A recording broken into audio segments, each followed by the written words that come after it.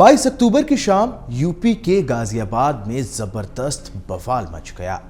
मामला crossing Republic क्षेत्र की पंचशील वेलिंगटन सोसाइटी का है, जहां सोसाइटी में एक फ्लैट में बच्चों को उर्दू पढ़ाने जा रहे कारी मोहम्मद आलमगीर नाम के शख्स के साथ हिंदू धार्मिक नारा नहीं लगाने पर कथित तौर पर अभद्रता की गई।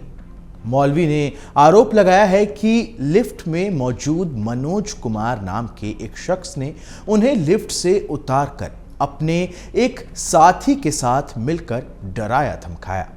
खबर में आगे बढ़ें उससे पहले आइए आपको कारी मोहम्मद आलमगीर का बयान सुना देते हैं। मेरा नाम मोहम्मद आलमगीर है, मैं कावेरी में रहता हूं और मैं तकरीबन 8 बजे पंचशील गाजियाबाद क्रॉसिंग को पढ़ाने जाता हूं। ठीक है। जैसे मैं लिफ्ट के अंदर गया तो एक आदमी और भी था उसमें, तो वो हमारे साथ गौर से देखने लगे। गौर से देखने के बाद वो हमसे पूछने लगे कि कहाँ जा रहे हो। मैंने कहा पढ़ाने जा रहा हूँ। क्या पढ़ाते हो? अरबी पढ़ाता हूँ। तो अच्छा तुम्हें अभी बताता हूँ मैं। तो जय श्री राम बोलो। मैंने उसने लिफ्ट के अंदर कहा, लिफ्ट से बाहर निकल के कहा? लिफ्ट के अंदर कहा। ठीक है। कि जय श्री राम बोलो। ठीक है। तो मैंने नहीं बोला। ठीक है। फिर फर्स्ट फ्लोर में लिफ्ट वो करके बाहर निकाला, वो भी निकला। फर्स्ट फ्लोर पे निकल गया? हाँ। आपको जाना कितने फ्लोर पे था? मुझे 1603 में जाना था। 16 फ्लोर पे जाना था, लेकिन आपको कहाँ निकाला? फर्स्ट फ्लोर में निकाला। फर्स्ट फ्लोर पे बाहर निकाल लिया जी। तो फिर एक आदमी को और बुलाया वो, तो उनसे कहने लगे कि नहीं देखो ये मुल्ला जी को पढ़ाने जा रहे हैं, ये बच्चे को कब से मुस्लिम आने लगे यहाँ। तो उन्होंने फिर बात करवाया, तो फिर वहां भी वो कहने लगे कि जय श्री राम बोलो। फिर मैंने नहीं कहा। फिर उनके साथ नीचे आया वो दोनों आदमी के साथ। फिर दूसरा आदमी ने हमसे कहा कि मुल्ला जी तुम यहाँ से निकल लो जल्दी से। फिर वो कहने लगे कि अपना मोबाइल नंबर दो। तो आपके पास मोबाइल नंबर है इनका? हाँ मोबाइल नंबर है। नंबर बताइए। 00। कोई फोटो वगैरह है आपके पास उनका? उनका व्हाट्सएप पे मैंने फोटो भी ले लिया। ये उनका फोटो है? जी, यही आदमी है वो। इस घटना के बाद मौलवी ने क्रॉसिंग रिपब्लिक थाने में मुकदमा दर्ज कराया। पुलिस को दी शिकायत में कारी मोहम्मद आलमगीर ने बताया कि वो शहबारी में रहते हैं।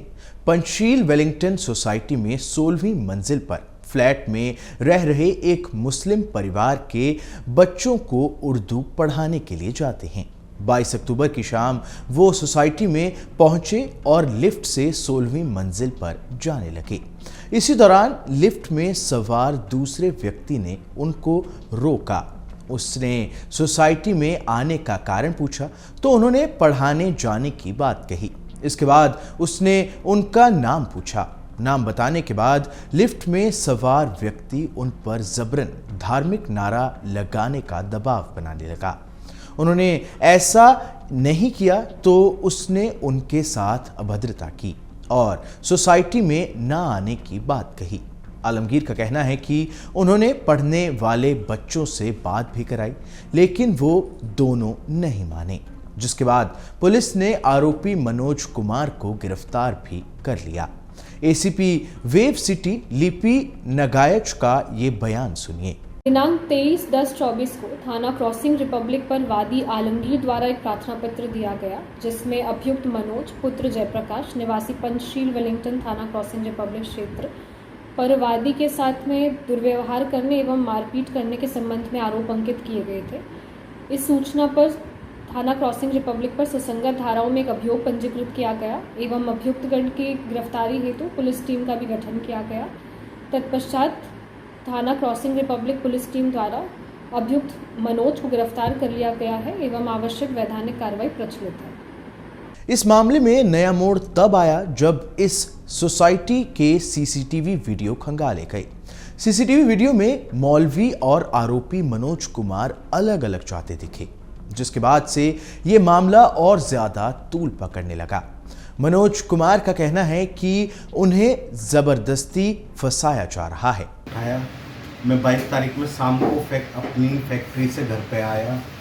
घर पे आने के बाद कुछ देर बाद मैं नीचे घूमने के लिए जाने लगा, तो लिफ्ट में मैं फर्स्ट फ्लोर पे रहता हूँ और ग्राउंड फ्लोर पे नीचे जा रहा था। एक मौलवी मिला, उसने मेरे से पूछा तुम क्या काम करते हो। मैंने उसको बोला भाई तुम्हें क्या मतलब है। उससे मैंने पूछा तुम क्या करते हो, तो उसने बताया मैं नमाज़ पढ़ाने जाता हूँ। तो मैं अपना वॉकिंग के लिए निकल गया, वो अपना बाहर चला गया। तो हमारा कोई भी विवाद या कुछ भी ऐसा विवाद नहीं हुआ। और उसके बाद मैं अपना घर पे सोया हुआ था। रात को 1:30 बजे पुलिस आती है, 5-6 लोग होते हैं पुलिस वाले, घंटी बजाते हैं, बोलते हैं कि 2 मिनट आपसे बात करनी है। और 2 मिनट बाद बोल के मैं अपने घर से निकलता हूँ। पुलिस वाले मुझे पकड़ के गाड़ी में बैठा के और ले जाते हैं अपने साथ। इनको थाना लेके गए, तो थाना लेके गए। आपका क्या नाम है मैम? मेरा नाम स्वाति है, मैं इनकी धर्म पत्नी हूँ। जब पुलिस वाले आए, इनको घर से बुलाया, उन्होंने बातचीत करने के लिए बुलाया। उसके बाद वो इनको ले गए, घर पे इन्फॉर्म भी नहीं करके गए कि वो इनको लेके जा रहे हैं, और सीधा पुलिस स्टेशन जो लेके गए हैं। मेरे को जैसे इन्फॉर्मेशन नहीं थी कहाँ है कहाँ नहीं, मैंने इनको ढूंढा पहले 1-2 घंटे। उसके बाद में जब स्टेशन गई तो मुझे पता लगा कि पुलिस वाले इनको मेडिकल कराने के लिए लेके गए हैं। उसके बाद ये सुबह 6 बजे के करीब जब वापस आए हैं वहाँ पर, तो तब मुझे पता लगा कि इनको किसी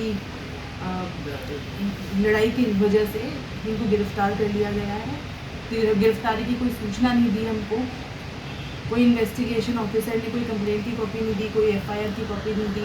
SHO सामने से यही बोला है कि आपके हस्बैंड को गिरफ्तार कर लिया गया है, उनको कोर्ट भेज दिया गया है, कोर्ट से आपको इनकी बेल मिलेगी।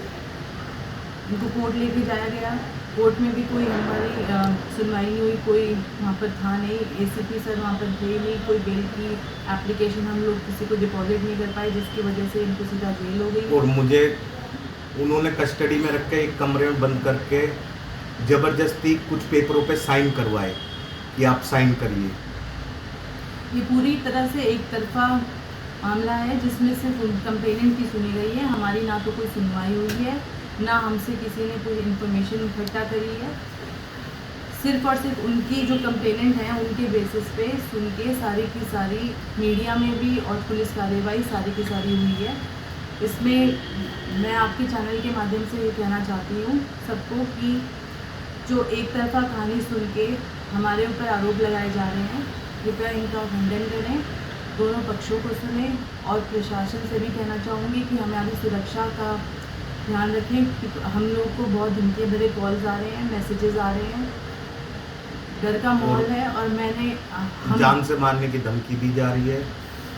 वहीं इस मामले पर बीजेपी विधायक नंद किशोर गुर्जर ने पुलिस पर भी कई आरोप लगाए हैं। आइए आपको सुनाते हैं उन्होंने क्या कुछ कहा। देखिए, हमें SO के द्वारा बताया गया कि मेरे पास एविडेंस है कि इन्होंने उनसे उनका रास्ता रोका, जो भी यहाँ तथाकथित कोई मौलवी था। तो हमने कहा एविडेंस है तो अच्छी बात, आप दिखाइए।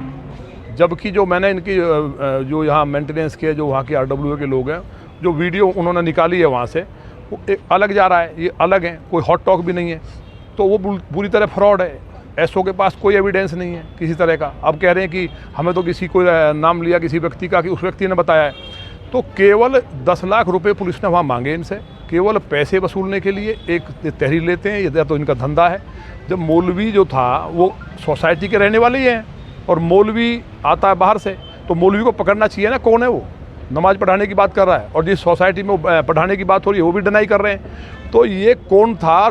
200 व्यक्ति उसमें आते हैं एक साथ, ऊपर किन किन फ्लैटों में जाते हैं, इसके लिए इनकी भी जांच होनी चाहिए। बहुत बड़ा एक जिहादियों का कोई ग्रुप है जो यहाँ टेरराइज करके पुलिस से जिसकी मिलीभगत है, पूरे प्रकरण की जांच हो। और जिन लोगों ने, एक उद्योगपति ने द्वारका से दिल्ली से आकर के यहाँ अपनी उद्योग लगाए, 2-2 फैक्ट्री लगाई। मैंने योगी जी ने आह्वान किया कि उद्योगपति उत्तर प्रदेश में सुरक्षित है। ये 2-2 उद्योग लगाने वाला व्यक्ति, इसको 1:30 बजे जा करके पुलिस ऐसे उठाती है जैसे गुंडा है। मान लिया इसने रोक ही दिया, पुलिस की बात मान लें कि न किसी को रोका, भाई कौन हो, ये पूछ लिया। ये तो कायदे में पूछना भी चाहिए, जबकि इनकी कोई बात हालांकि नहीं हुई है, लेकिन जागरूक नागरिक को पूछना चाहिए। केवल इतने करने पर रात के 1:30 बजे क्या ये इतना बड़ा अपराधी थे? क्या ये इतने बड़े हिस्ट्री सेट इनाम बुला हुआ था? तो जो जिस तरह पुलिस ने किया, केवल 10 लाख रुपए के चक्कर में जो इस व्यक्ति के साथ जो शोषण किया गया है, उसकी भरपाई नहीं हो सकती है। जेल में रहा, वहाँ भी लोग मारने को दौड़े, वहाँ रात में इसको कैसे बचाए, उसके बाद छोड़ा गया। मैंने अधिकारियों से ऊपर भी बात करूँगा। आप ये बताइए, अभी 2 दिन पहले अखबार में, परसों आपने पढ़ा होगा, एक इनाम बोलता है, वो बेल करा लेता है उसमें, और उसके बाद पुलिस को पता नहीं कि बेल होगी, उठा करके 1 लाख का इनाम बोल देते हैं। सारी किरकिरी हो रही है। गाजियाबाद में एक अधिकारी ने पूरी पुलिस को केवल इस धंधे पर लगाया कि लूट करो, गरीबों को फंसाओ, इनका शोषण करो जनता का, और पूरी तरह से तराही मच रही है। इस बात को हमने माननीय मुख्यमंत्री जी को बताया था और मुझे उम्मीद है कि अब इसमें केवल हटाने से मतलब नहीं है। ये अधिकारी कोई कितने बड़ा हो, चाहे वो कोई पॉलिटिकल हो, कानून सबके लिए बराबर है, उनके ऊपर मुकदमा दर्ज हो। ये घटना इतनी गंभीर है कि इसको कहा नहीं जा सकता। उनकी पत्नी और बच्चे, इतनी कॉल्स आ रही हैं उनको विदेश से और देश से, और सीधा इस बहन को मर्डर करने की बात कर रहे हैं। तो ये गाजियाबाद में बर्दाश्त नहीं होगा। पूरी व्यवस्था को चौपट करने का काम किया जा रहा है, कोई सुनने वाला नहीं है। इस मामले में हमने सोसाइटी के मैनेजर अवधेश सिंह से भी बात की है। आइए आपको उनसे अपनी बातचीत भी सुनाते हैं। टीचर को पीटने का आरोप लगाया गया है आपकी सोसाइटी के अंदर से, आपका क्या कहना है इस चीज़ पे? नहीं, इस तरह का कोई आरोप नहीं है, ये गलत है। हमारे पास जो सीसीटीवी फुटेज है, जहां हम लोग अभी खड़े हैं इस मंदिर के पास, यहाँ एक सामने कैमरा लगा हुआ है, वो सामने फ्लैट से वो लिफ्ट से उतरे हैं, लिफ्ट के सामने की है, और इसके सीसीटीवी कैमरे की वीडियो हमारे पास है। कोई वारदात नहीं हुई है। हाँ, ज़रूर वो नीचे जब उतर रहे थे, जैसा बताया उन्होंने कि यहाँ से वो पढ़ा के जाते हैं, 16 मंजिल जाते पढ़ा के जब उतर रहे होंगे तो उनसे पूछताछ हुई है। तो उन्होंने जो सोसाइटी के मनोज कुमार प्रजापति हैं, उन्होंने पूछ लिया होगा कि आप कहाँ आते हो, आप इस सोसाइटी में एंट्री करा के आए या नहीं आए। इस तरह की कोई उन्होंने पूछताछ की है, ना कि कोई धार्मिक नारे लगवाए उनसे, और ना ही उनके साथ कोई पीटापाटी। दोनों पक्षों के बयानों के बाद मामले की गुत्थी और उलझ गई है। खैर, मामले का असली सच जानने के लिए जांच अभी भी जारी है। फिलहाल आरोपी मनोज को जमानत मिल गई है और पुलिस तफ्तीश कर रही है। इस मामले से जुड़े और देश दुनिया के तमाम छोटे बड़े अपडेट्स के लिए देखते रहें अमर उजाला। अगर आप ये वीडियो YouTube पर देख रहे हैं तो हमारे चैनल को सब्सक्राइब करें और बेल आइकन को दबाना ना भूलें। अगर आप Facebook पर ये वीडियो देख रहे हैं तो हमारे पेज को लाइक करें।